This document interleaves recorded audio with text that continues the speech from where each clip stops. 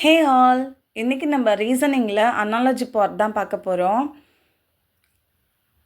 அனாலஜியில் 4 types இருக்குது. அது word analogy, letter analogy, number analogy and figure analogy. இந்த 4 types பற்றி தான் நம்ம இன்றைக்கி பார்க்க போகிறோம். வாங்க வீடியோக்குள்ளே போகலாம். ஃபர்ஸ்ட் டைப் என்னென்னா வேர்ட் அனாலஜி. ஸோ இந்த வேர்ட் அனாலஜினா என்னென்னா, வேர்ட்ஸ் கொடுத்துருவாங்க, அந்த ரிலேட்டட் வேர்ட்ஸ் என்னவோ அதை நம்ம கண்டுபிடிக்கணும். இந்த வீடியோவில் நான் கொண்டு வந்திருக்க எல்லாமே ரொம்ப ஈஸியான அனாலஜி மட்டும்தான் கொண்டு வந்திருக்கேன். அப்படி இருந்தும் இது எல்லாமே ப்ரீவியஸ் இயரில் கேட்டது தான். இதோடைய மாட்ரேட் அண்ட் டிஃபிகல்ட்டி ஃபார்மாக நான் பிடிஎஃபாக க்ரியேட் பண்ணி வச்சுருக்கேன். அந்த பிடிஎஃப் லிங்க்கை நான் நம்மளுடைய வாட்ஸ்அப் பேஜில் போஸ்ட் பண்ணுறேன். செக் அவுட் பண்ணி பாருங்கள்.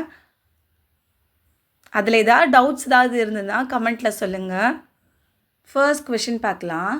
Doctor, hospital, teacher, question mark. So doctor work பண்ணுற பிளேஸ் பார்த்திங்கன்னா ஹாஸ்பிட்டல், அப்புறம் டீச்சர் ஒர்க் பண்ணுற பிளேஸ் ஸ்கூல். ஸோ பிளேஸை ரிலேட் பண்ணுற வேர்ட்ஸை கொடுத்துருக்காங்க. நெக்ஸ்ட் செகண்ட் கொஷின் பார்த்திங்கன்னா knife, cut, pen, question mark. So knife அதோட யூசேஜ் என்னென்னா கட் பண்ணுறது, அப்போ பென்னோட யூசேஜ் என்னென்னா ரைட் பண்ணுறது இல்லையா, அதுதான் கொடுத்துருக்காங்க. கொஷின் நம்பர் 3 பார்க்கலாம். Bird, nest, B, question mark. Bird இருக்கிற இடத்த நம்ம என்னன்னு சொல்லுவோம்னா, தங்குற இடத்த நம்ம நெஸ்ட்டுன்னு சொல்லுவோம். அது மாதிரி பி இருக்கிற கூட்டம் நம்ம என்னன்னு சொல்லுவோம்னா ஹைவுன்னு சொல்லுவோம். நெக்ஸ்ட் கொஷின் நம்பர் 4 பாருங்கள். Book, read. புக்குன்றது படிக்கிறதுக்காக, ரீட் பண்ணுறதுக்கு. அப்போ ஃபுட் எதுக்குன்னு கேட்குறாங்க. ஸோ ஃபுட்னு சாப்பிட்றதுக்காக. So eat. 5th கொஷின் பாருங்கள். Eyes, see. Ears, question mark. ஐஸ்ன்றது பார்க்குறதுக்காக, ஸோ இயர்ஸ்ன்றது கேட்குறதுக்காக இல்லையா. ஸோ லிசன், ஹியர், அது மாதிரி எது வந்தாலும் நம்ம அந்த ஆப்ஷன் கரெக்டு தான். நெக்ஸ்ட் டாபிக் பார்க்கலாம். Letter analogy. லெட்டர் அனாலஜியில் லெட்டர்ஸ் தான் கொடுத்துருப்பாங்க, ஆல்ஃபபெட் லெட்டர்ஸ் கொடுத்துருப்பாங்க.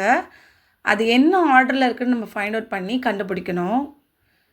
பெரும்பாலும் நீங்கள் என்ன பண்ணிக்கணும்னா, லெட்டருடைய பொசிஷன், அதாவது ஏன்றது ஃபஸ்ட் லெட்டர், அப்போ 1 இல்லையா, பின்றது 2 செகண்ட் லெட்டர். இது மாதிரி லெட்டருடைய பொசிஷன்ஸை நல்லா மெமரைஸ் பண்ணி வச்சுக்கோங்க. அது மாதிரி அதை ரிவர்ஸ் பேட்டர்ன்லேயும் மெமரைஸ் பண்ணி வச்சுக்கோங்க. இது ரெண்டுமே நமக்கு யூஸ்ஃபுல்லாக இருக்கும். இப்போ நான் கொடுத்துருக்கிறது ஈஸின்றதால உங்களால் கண்டிப்பாக ஈஸியாக ஆன்சர் பண்ண முடியும். ஆனால் எக்ஸாமில் இது மாதிரி கண்டிப்பாக கேட்க மாட்டாங்க. இது ஒரு எக்ஸாம்பிள்ஸ் மட்டும்தான். இதோட டஃபஸ்ட்டு ஃபார்மை நீங்கள் நல்லா ப்ராக்டிஸ் பண்ணணும். Question number 1. ஏசிஇ பிடிஎஃப் அப்படின்னா ஜிஐகே என்னவா இருக்கும் அப்படின்னு கேட்குறாங்க. இதில் எல்லாத்துலேயுமே பார்த்திங்கன்னா ஏக்கு அப்புறம் அடுத்த லெட்டர் பி இருக்குது, சிக்கு அப்புறம் நெக்ஸ்ட் லெட்டர் டி இருக்குது, ஈக்கு அப்புறம் நெக்ஸ்ட் லெட்டர் எஃப் அதுவும் இருக்குது.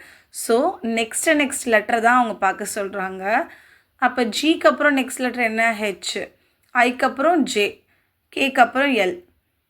ஸோ இந்த ஃபார்மில் தான் இது இருக்குது. +1 ஆட் பண்ணால் நமக்கு அந்த லெட்டர் கரெக்டாக கிடச்சிரும். கொஷின் நம்பர் 2 பார்க்கலாம். Z = A. அப்போ பின்னா என்னன்னு கேட்குறாங்க. நான் ரிவர்ஸ் ஃபார்ம் படித்து வைக்க சொன்னேன் இல்லையா, அது இது மாதிரியான கொஷினுக்கு யூஸ்ஃபுல்லாக இருக்கும். இப்போ Z நம்ம ஏன்னு சொல்கிறோம் அப்படின்னா, பியை நம்ம என்னன்னு சொல்லுவோம், ஒய்ன்னு சொல்லுவோம் இல்லையா, அதோட second place. Next third question. DF GI.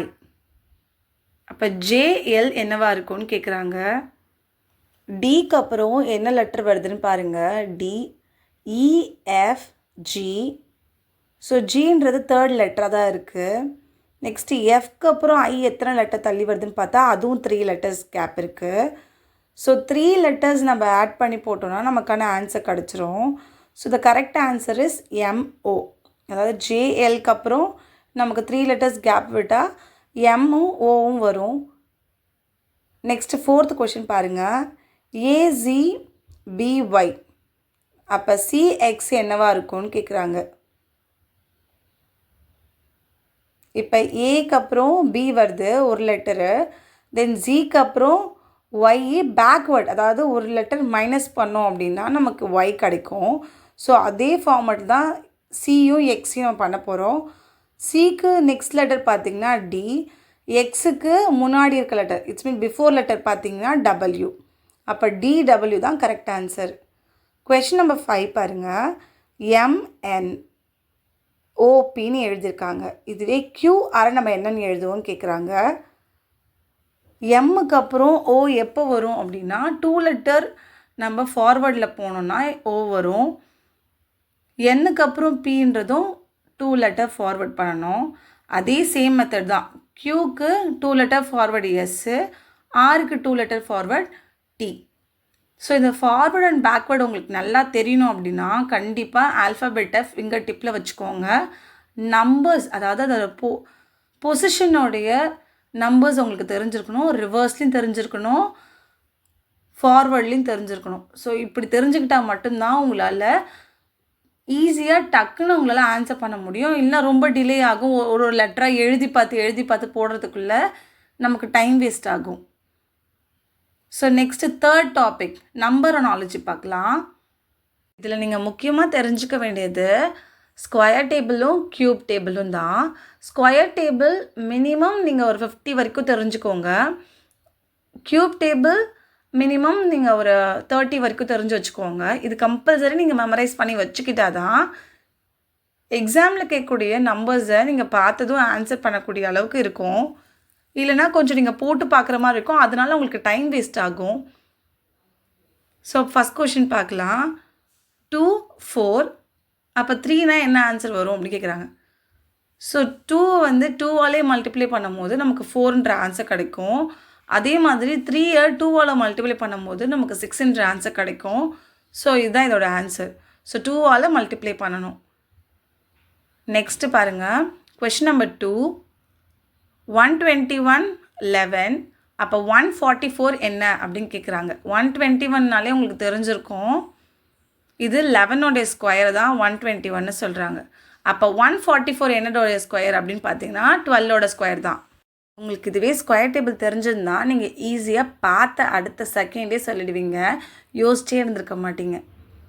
வாங்க நெக்ஸ்ட் கொஷின் போகலாம். தேர்ட் கொஷின் பார்த்தீங்கன்னா 5 25 அப்போ 7 என்னவாக இருக்கும்? இது ஸ்கொயர் ஃபார்முலா தான்.